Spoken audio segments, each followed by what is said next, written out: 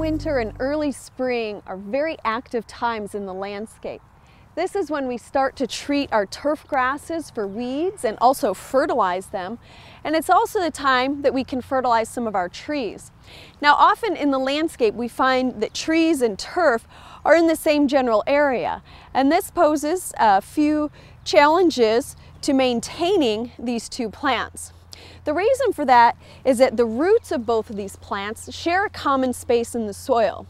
Now, for trees, even though they'll send some of their larger roots down deep, the finer active water absorbing roots are in the upper 6 inches of the soil. Of course, this is the same place that our turf roots are. So this means that the two are competing with one another. But it also means that if we treat one plant, we're also treating the other, even if we don't intend to.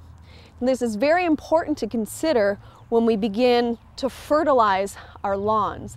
Now, there are many different fertilizer products available, and some of these are weed and feed products, which have a fertilizer and an herbicide in them.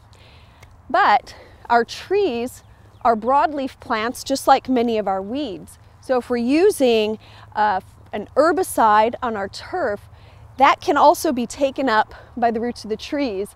This can reduce the foliar growth of the tree and also just generally weaken it. So when we're selecting products to treat the weeds and also fertilize our turf areas, we want to read the labels carefully and make sure that they're safe for use around trees.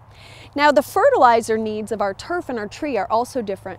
We tend to apply more nitrogen to our turf areas than what trees need. And what this can do is cause really leggy growth that can be weak. It might be more susceptible to wind damage as well as insects and diseases.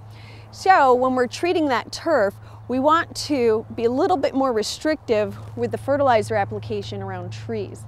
This is particularly important in times of drought. We're just coming out of a very heavy drought year, and unfortunately predictions are we might be experiencing more of the same.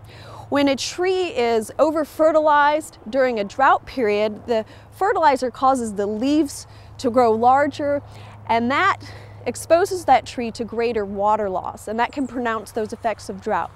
The bottom line is that trees and turf share a common ground, and the way we treat one plant can certainly affect the other. However, these two plants can live in harmony with careful maintenance decisions.